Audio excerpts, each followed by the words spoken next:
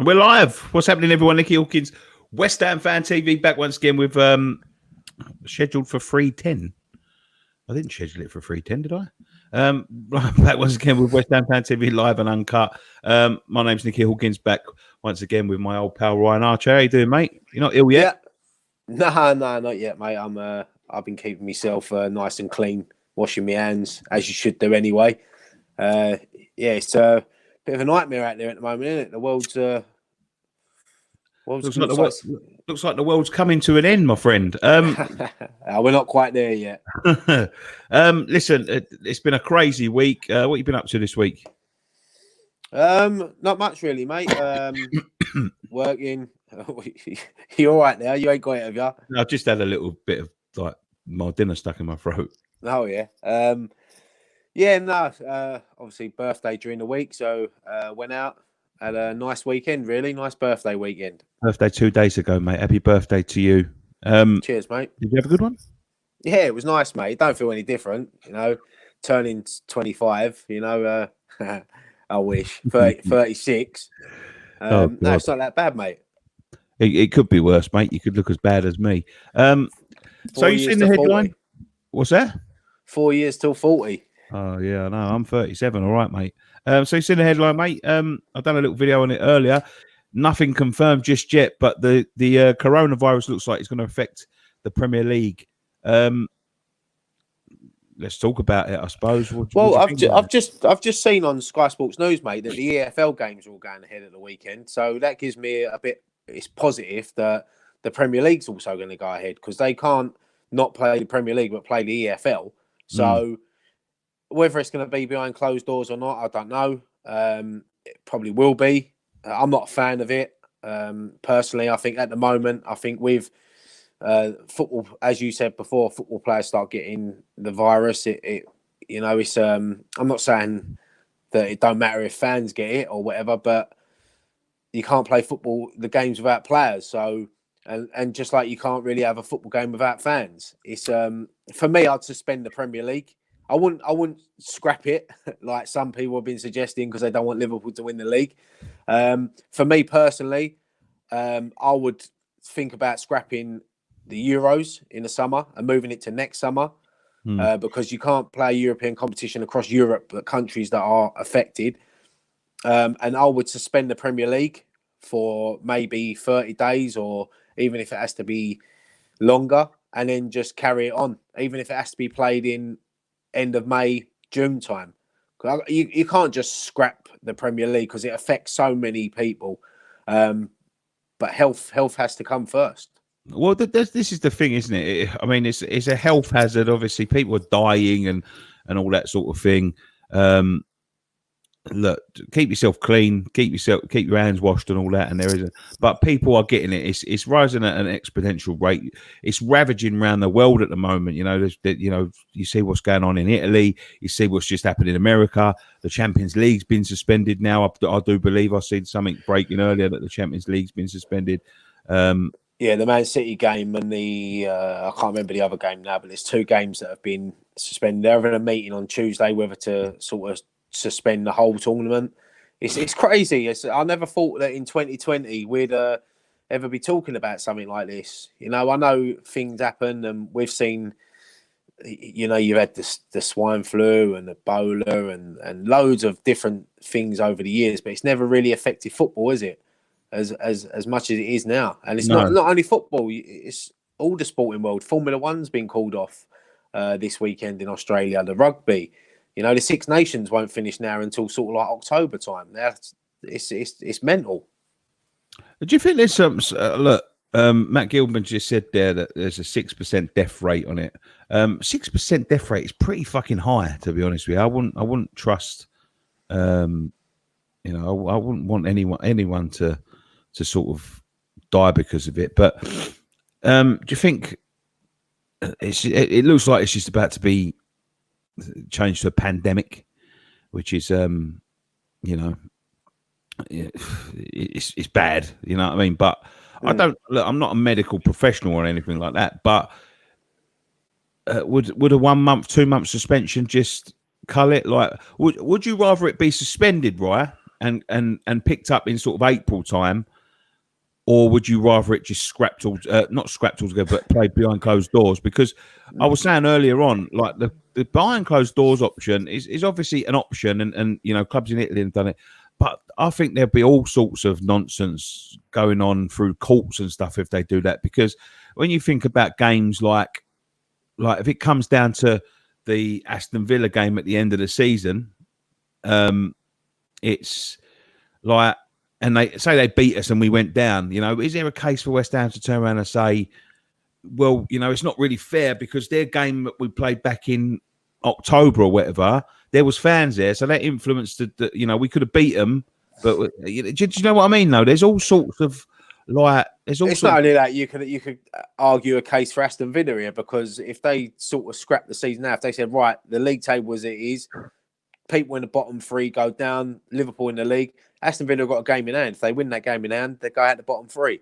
So it's a difficult one, but I'm not for scrapping the Premier League. I think suspend it for as long as you need to. If it's 2 weeks, 3 weeks, 6 weeks, for me personally, Euro 2020 can be moved to Euro 2020 to 2021. Even if the Premier League has to be played, because there's 10 games left. If there was one game left, and the relegation had already been settled, the champions already been decided, top four was already decided, then yeah, you could just say, right, we'll end the season now. But there's 10 games left. A lot can happen in them 10 games. Relegation, Liverpool have already sort of wrapped up the league, but mathematically they haven't. What happens if they lost all their last 10 games? It probably ain't going to happen, but you never know. So to scrap it now, I'm not in favour of it. Playing behind closed doors, I'm not in favour of it because, as you said, I think, fans need to be in football. But then also you're protecting the fans. But what about the players? It ain't only going to be the players in that stadium. There's going to be staff working there, stewards working there, match day staff. You don't know. They could pass it on to one of their players, and them players have got to go home to their families. We've got to remember, this is their life, just got to scrap it all together. But there are, look, you could say it's a bit of bad luck. There are players coming down with it now. I say coming down with it, there's players showing signs of it, like in Leicester and all that.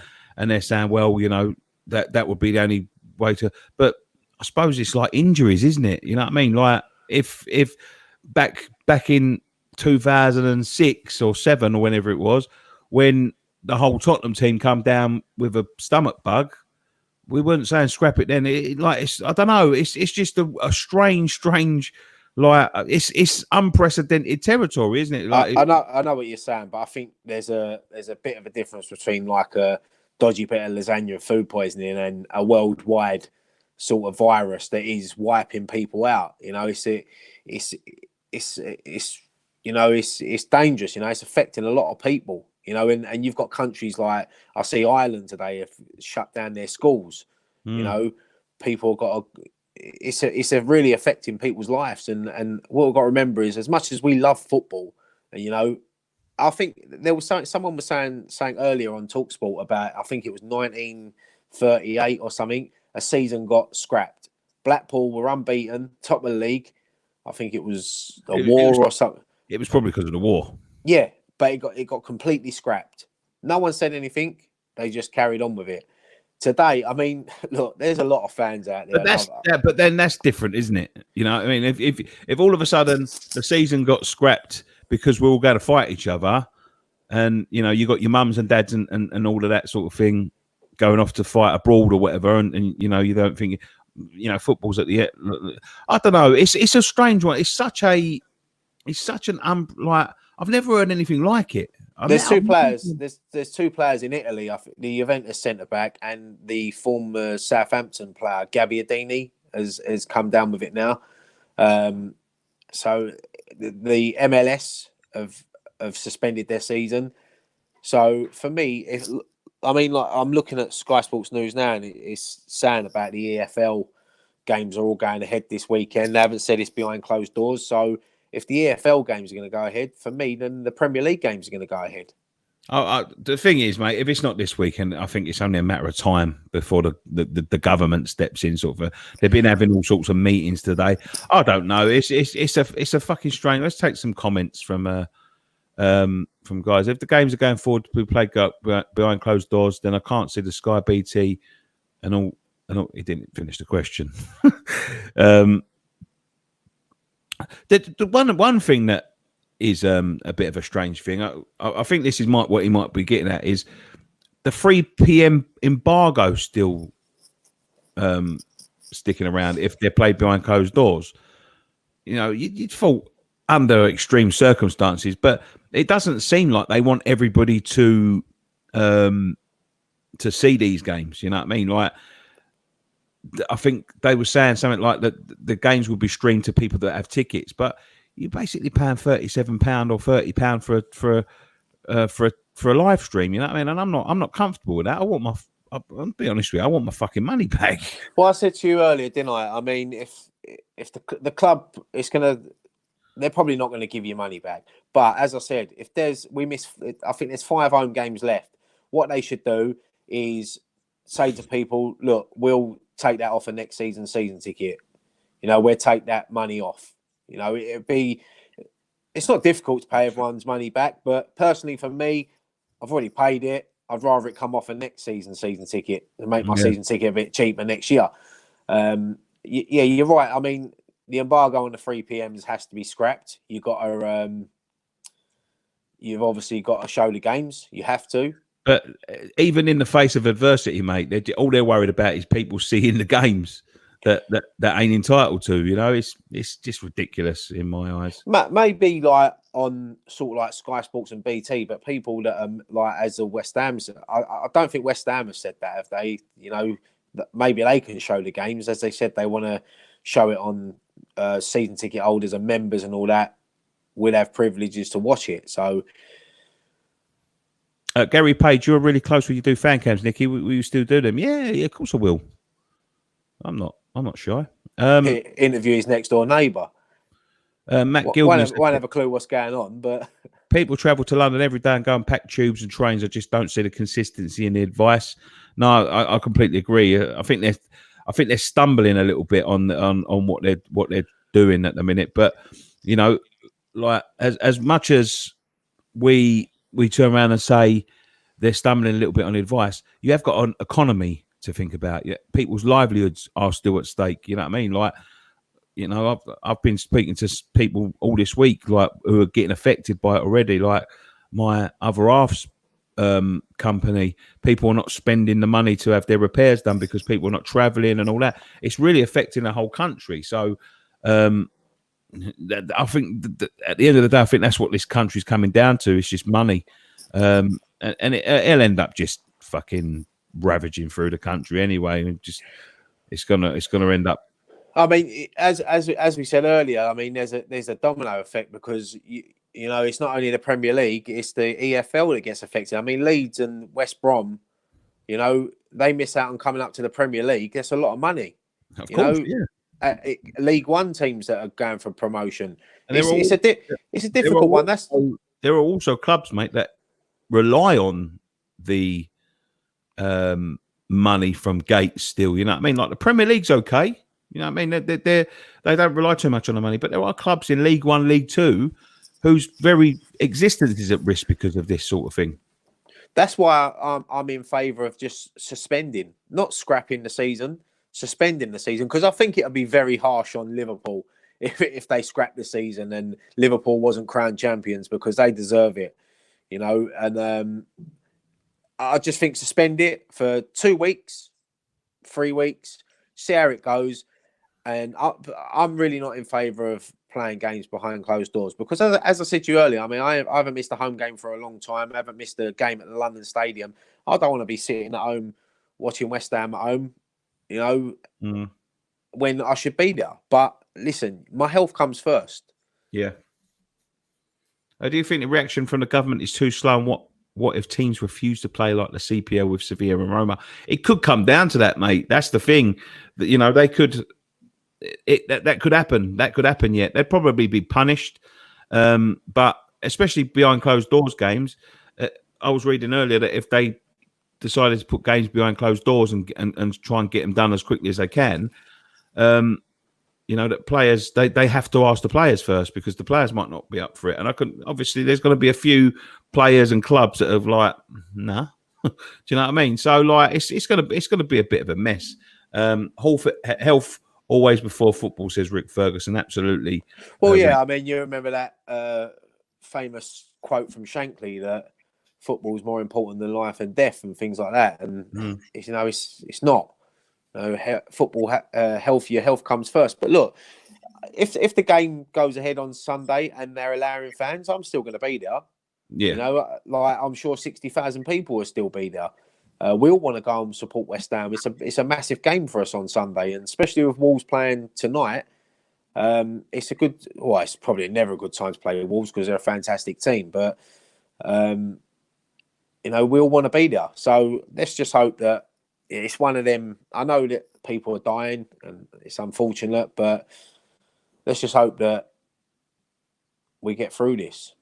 Andy Lee says, lads, I like this message board. Like I said in a tweet earlier, you've definitely found your niche. What is the Patreon about? Stick around, Andy, and I'm going to tell you a bit later on. Jim Higginson, coronavirus aside, do you think we'll stay up? Yeah, I do.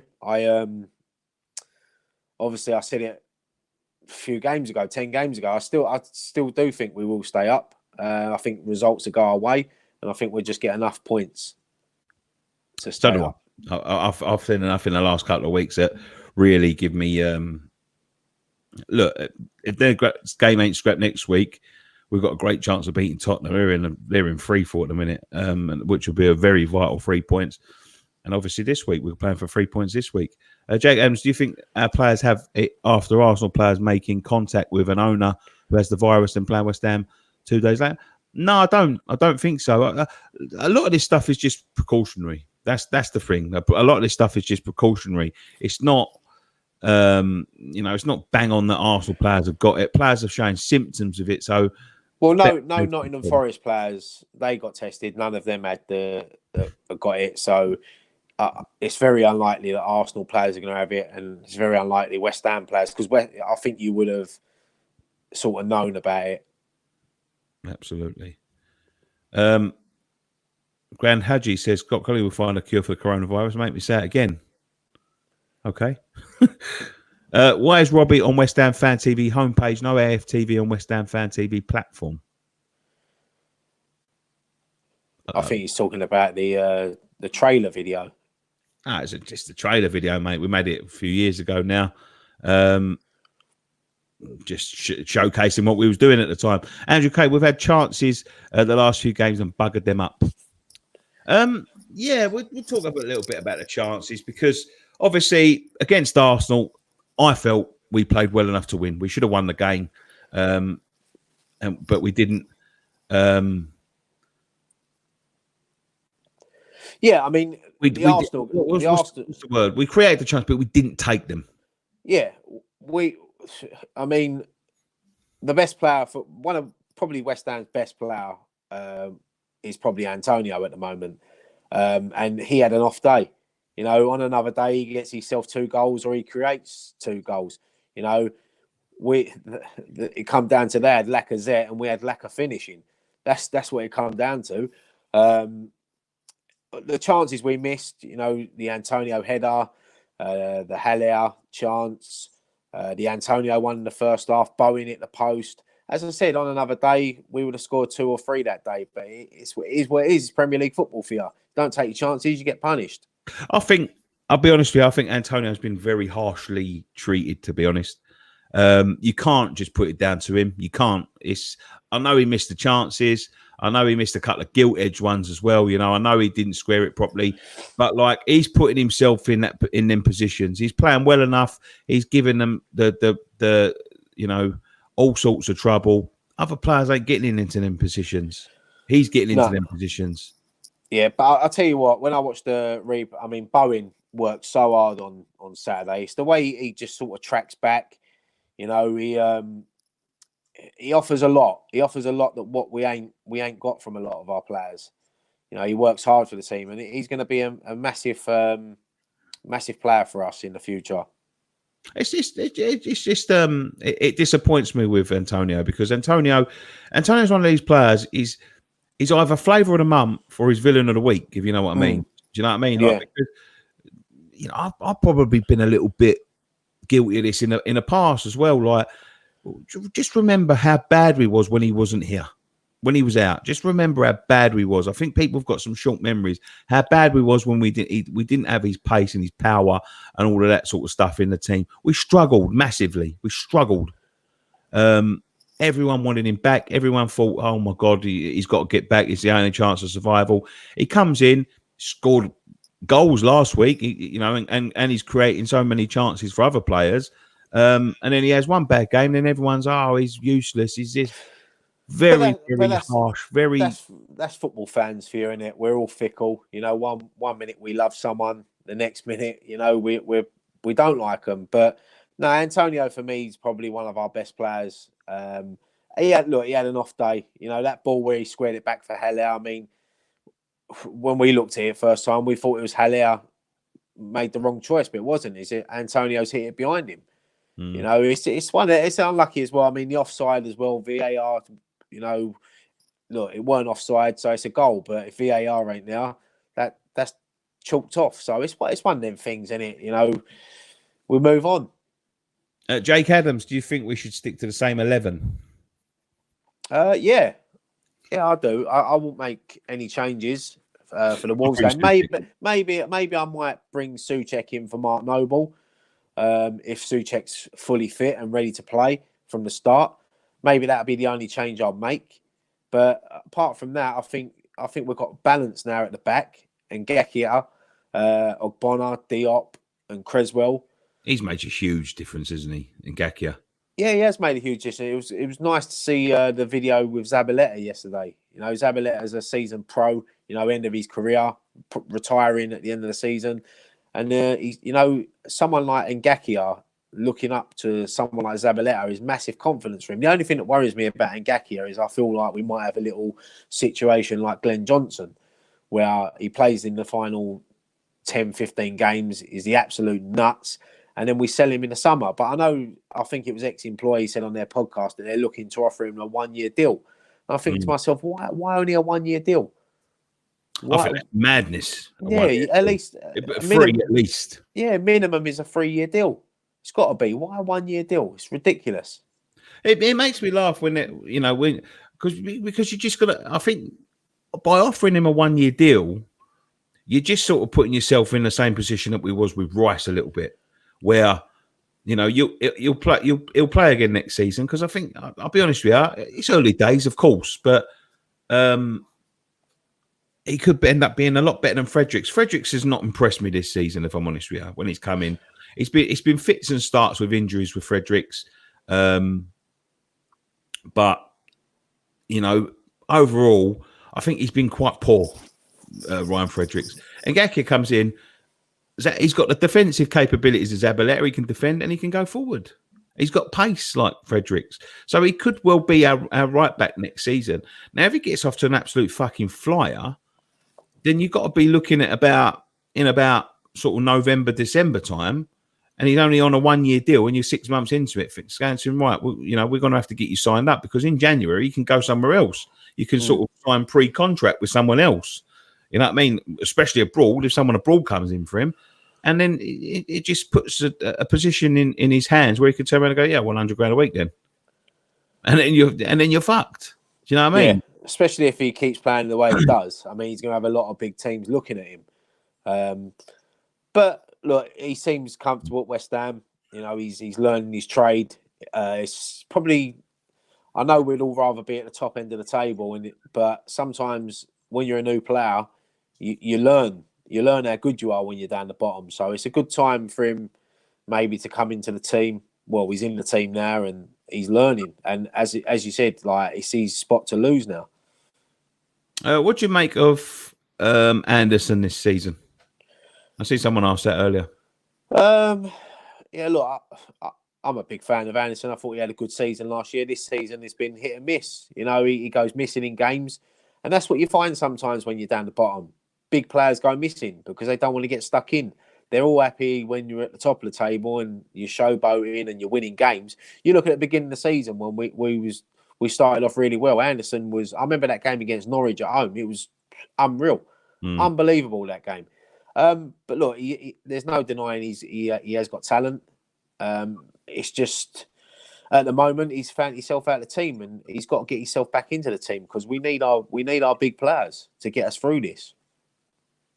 Yeah, I think so. Look, he's a frustrating player.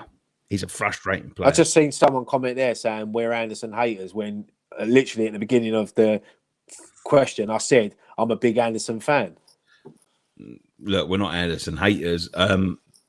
It's just it's difficult to stick up for him when he puts in so many inconsistent performances. And I'm not saying it's just that I think and I've said this a lot last season. I think I expect more from our record signing, if that makes sense. And I don't think it should be turning up to games like, when you're playing the likes of Brighton and things, even, you know what I mean? And there's many times when he doesn't. But when he does turn up, he's a very, very special player, a very special player. But there's been games this season where people have been screaming to sub him off. And I'm like, no, I like players like him on the pitch because it only takes one pass to change a game. And he's got that in the locker. And as I said, he's just got to get a bit of confidence, whether it be an assist or a goal. You look when Moyes' first game when Anderson scored against Bournemouth, you see the joy in his face, and you thought he was going to go on a little run and be like he was last season, but it hasn't worked out. And look, some players are like that. Billy Mink says Brazilian players can't cope with the English winters at first. Needs time to adjust and learn how to bandy through that lack. Yeah, of course he does. Like everybody needs, moving from country to country to country every year is probably not he's not ideal for players. You know what I mean? Like, and look, we all sit here slagging players off. He didn't play well. He's not. You don't know what's going on in their personal lives. It might just be a little bit of a little bit of a blip, you know what I mean? But give him this season. If he doesn't want to sell him next season, it's the problem I've got with Anderson sitting on our bench and stuff. I think it's too expensive to be leaving on the bench. The thing is with that, I mean, if he's not playing well, he shouldn't be in the team. Don't matter of the price tag. I know it's an expensive substitute to have, but if someone else is playing better and putting it in and they are, as I say, I'm playing better, then they deserve to be in the team. I'm not saying that his price tag says he shouldn't, he can't be dropped or whatever. But what I'm saying is for us, £45 million worth of talent on a bench, and not putting it in, week out. I'd rather sell him for 45 million and get your money back and go and find somewhere else that does put it in, week out, and does. I'll be honest, I don't think we'd get 45 million back for him. Not at the moment, no. But it all depends, you know what I mean? Like, as I said before, he is a very, very special talent when he's on his game. He might start next season. It might be a completely different... Exactly, and that goes the same as Lanzini. Lanzini's had a horrific season, especially... he went through that little spell of about 2 or 3 games where you think, he might be getting back to a little bit of his form, but he finds himself out of the team. But we've got Fornals in there now who's sort of taken over from Lanzini. So it's, as I said, it's a confidence game. It's just like Sebastian Haller. If he gets himself a couple of goals, he'll feel like the best player in the world. That's what football players do. Everyday Grafter says Anderson needs to hit the gym. Premise too physical for him. Yeah, I think he's a bit lightweight as well. Andy Miles says, evening, gents. I think we might see the last of Noble as a start for the rest of the season, and Rice will lead us to safety. We're just about to talk about Thomas Soucek before we go to your questions. Thomas Soucek, who is touted to be a Mark Noble replacement, I think's brought some fantastic balance to the side. I think he's a very good player, and I'd like him. Looks like he wants to join permanently, which is really, really good news. Yeah, I've been impressed with him in his first few games for West Ham. Shame he got that little injury, but it only kept him out for a couple of weeks. I like his box-to-box. I like his height. He wins headers. He covers a lot of ground. He's got a good pass on him. I'm looking forward to seeing him more in a West Ham shirt. If we stay up and we get him on a permanent deal, I think it'd be a great addition to the team, to the squad. And as you said, probably a sort of ideal replacement, because I think Mark Noble will sort of find himself out of the team next season a lot more. As long as we keep Declan Rice as well, you know, you can start building a little midfield around them too. You've got Fornals in there as well. So it's with Soucek, I have been impressed with him. I think he, especially in the first few games that he's played, I think he's added that little bit of what we've been missing from our midfield. Absolutely, I think he's the best midfielder we've had since the prime Czech Kyoto, not the lazy bastard that we got left with towards the end of his career, but you know, like the box to box, you know, big physical presence. He'll score as well. He'll start scoring goals, you know, especially in the box and stuff. You see him in the first game when he played that first game against Brighton. He had a couple of good opportunities there. A little bit more luck, they go in. He'll start scoring goals from midfield. It'll give Rice a little bit of because he's got the legs, because he can cover a lot of ground, because he's got the height. It will start giving Rice a little bit more freedom to play. It gives Rice the freedom to go forward, doesn't it? Because you've seen many times this season where he's gone forward and he's had to sort of check back and realise he's got to drop back in there because he's leaving Mark Noble exposed in there on his own. With Soucek sitting just there, as I said, Declan Rice likes to get forward. He's added that to his game. He didn't used to do that when he first started. It hardly ever crossed the halfway line when he first started for West Ham in midfield. But now he likes to get the ball and run with it.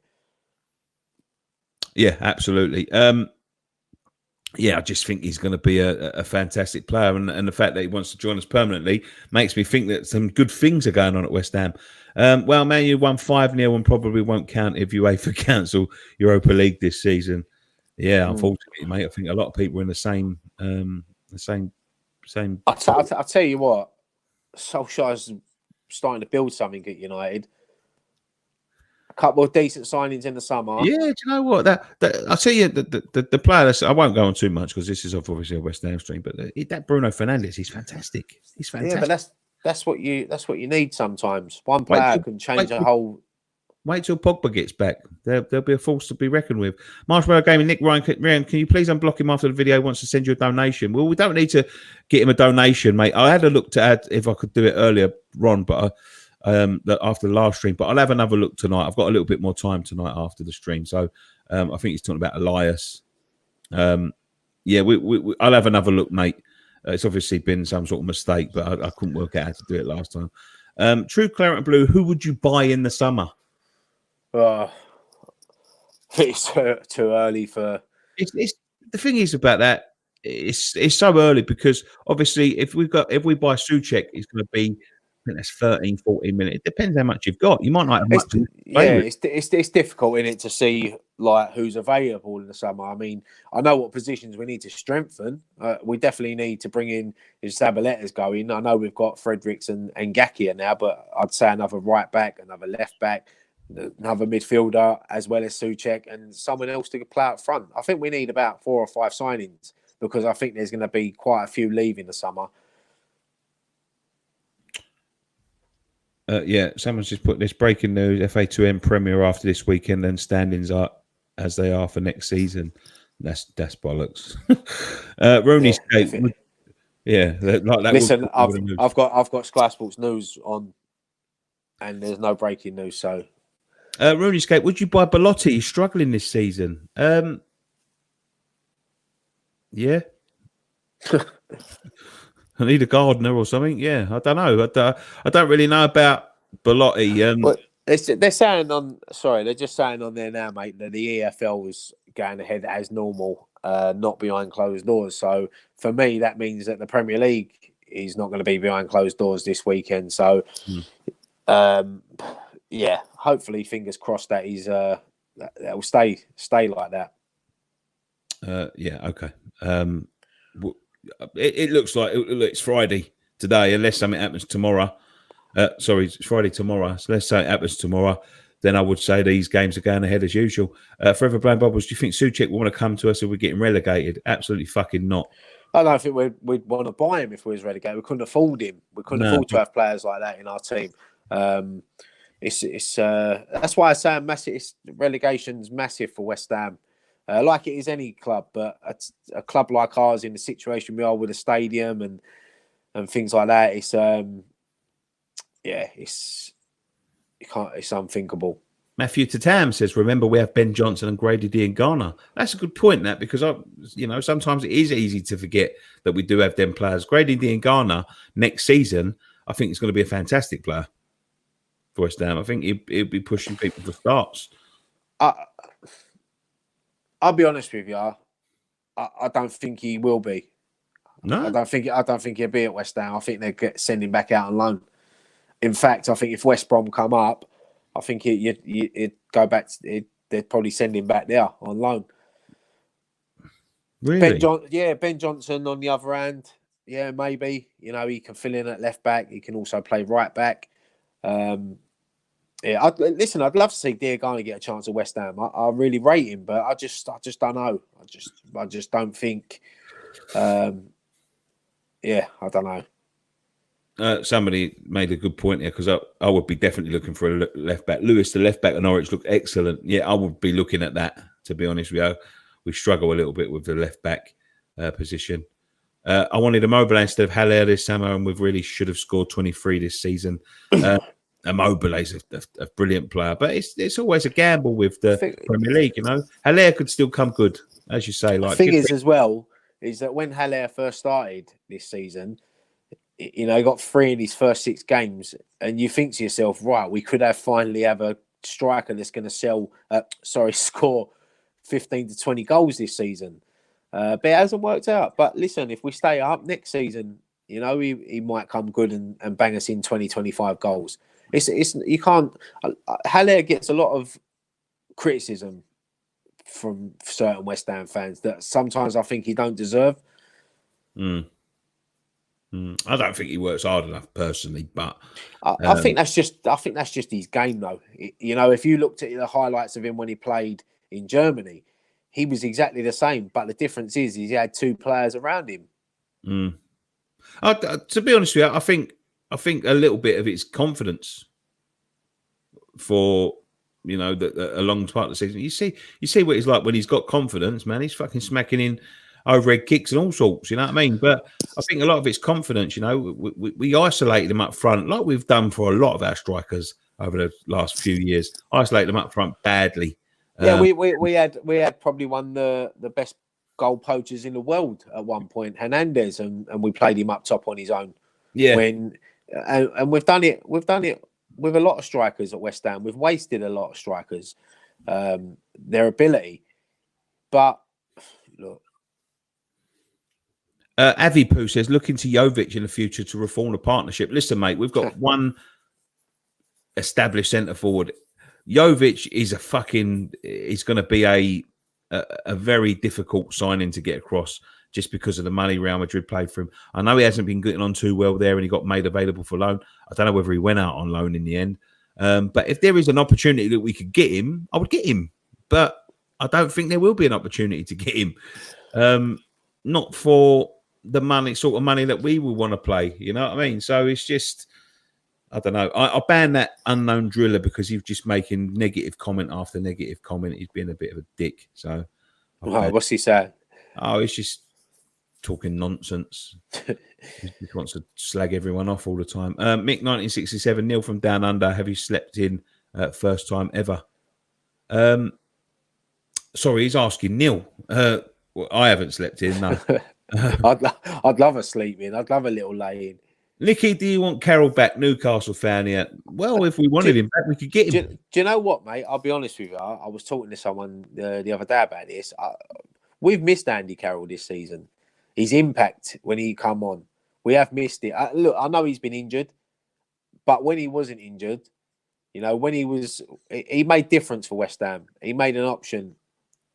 When he's on his game, I've said this so many times, when he's on his game, he's unplayable. If we could get him for fucking nothing, like obviously you could buy him for nothing, but if we could get him so he's literally earning nothing, like a minimum like $5,000, $10,000 a week or whatever, and he only gets paid when he plays, then I would take him.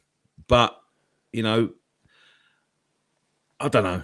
It's a weird one, because then I think to myself, like, that'll give the fucking powers that be sort of an excuse not to sign anyone else. I think we've moved on from players like Andy Carroll, though. I think you know, he had his time at West Ham, and that's it. He's obviously at Newcastle now.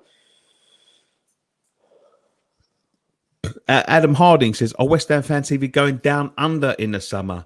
Probably not, if I'm honest. That's I ain't got the holidays.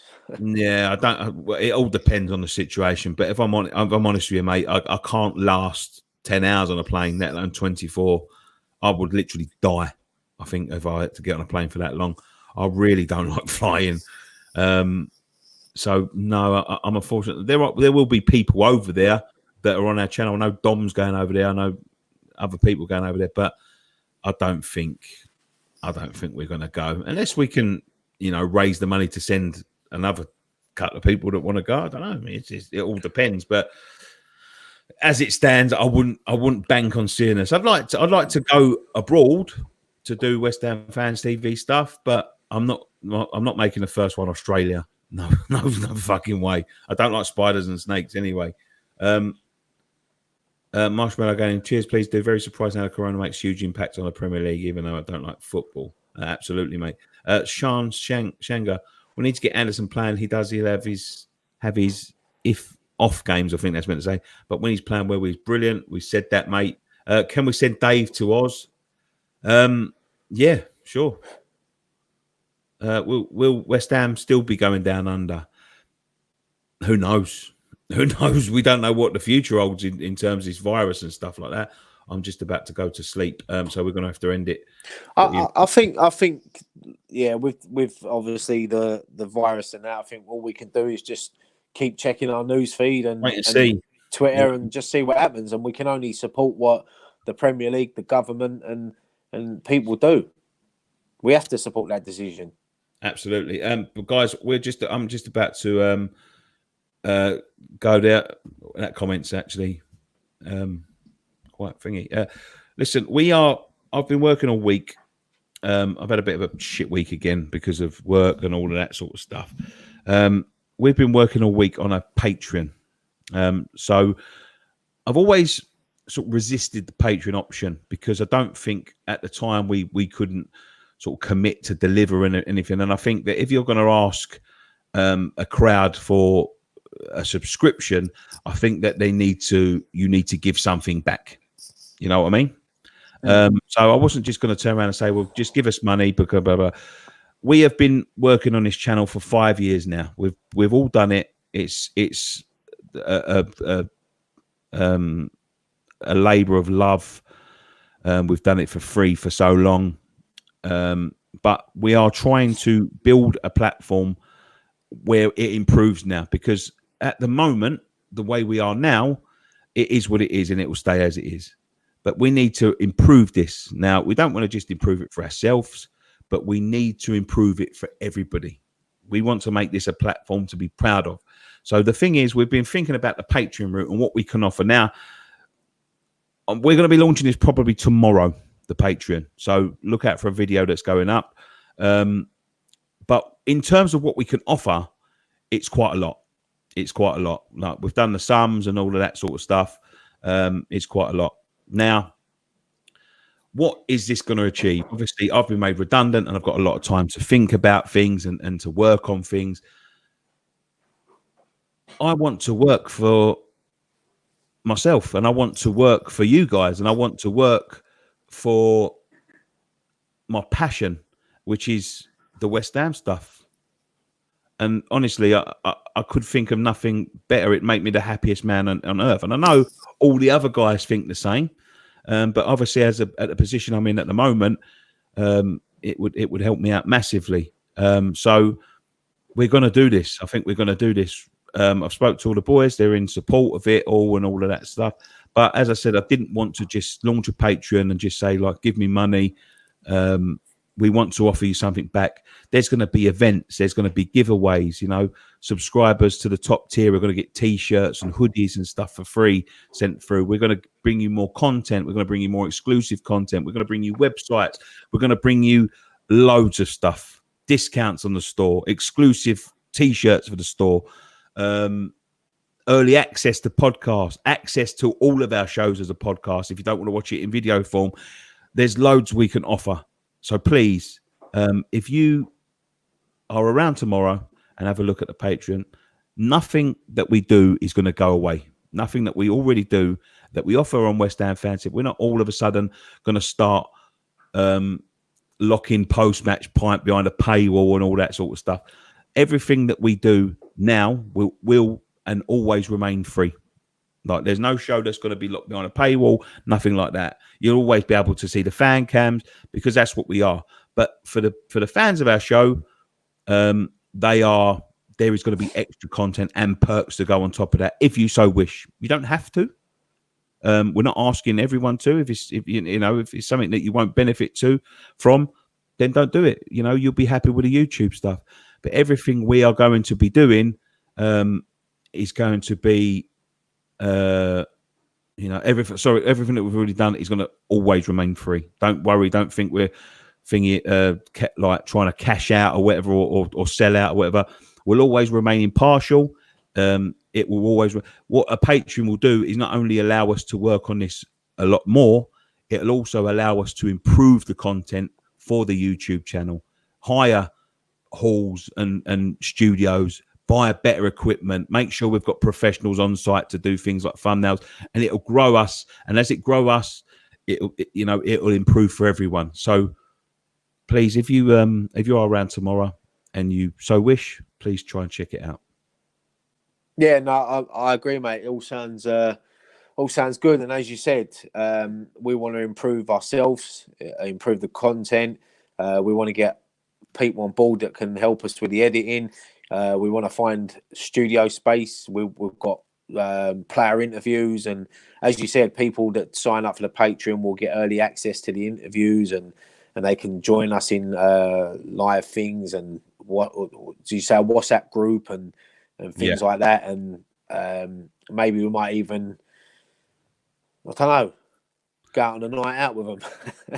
We're planning on doing events. People that support the channel for so long, there's going to be giveaways. There's going to be like free stuff, to exclusive T-shirts, events that you can come to. That we'll set up an event, like maybe we'll get. We have got quite a few contacts, and I think sometimes our name gets bad mouthed to some of these people, but I've been speaking to a few people, and they're interested in doing stuff with us. So once we get it launched, and it's not only ex-pros, it's actors, celebrities, people that love West Ham as much as we do. And you know what? It's not always going to be all West Ham. It'll be players from other teams that we can talk about their times that they've played against West Ham and things like that. So there's loads of things we've got coming up, and it'll be good. It'll be good. I'm looking forward to it. And it's not about putting money in our pockets. It's about improving and growing, and because we have worked on this for 5 years. It's a long time. It's a long time, and we've both said it before. We should be a lot better than what we are, and we know that. And this is the opportunity, and it's gonna happen. Absolutely. Let me just take a couple of comments about this before we go. So, good luck with your launch. Please don't lose the rawness your channel has. I'm not even a West Ham fan, but watch your videos as it's real fans, no falseness. Listen, we've been doing it for 5 years. We've grown a lot in 5 years. We've learned a lot in 5 years. Believe. Nicky might get some veneers and a fake tan and a wig. We're never going to change. We'll always be what we are now. I've always said, go back and look at the first ever post-match pint, and then look at the latest post-match pint. 300 shows down, we're still the same people. Still have the same banter. Still take the piss out of each other, and still say how it is. It needs to remain a fan channel, though, with the unedited views of fans, not another boring football show with the usual opinions. We don't lose what's good about your channel. It never change. As I said, everything that already remains will remain. and it will remain free for everybody. The only thing that we're offering is a premium service with some extra content and extra perks for people that want to see more, and it gives us an opportunity to do more. Paul Grange says maybe a competition winner gets a seat with you boys on post-match pint. I would love a night out with the boys.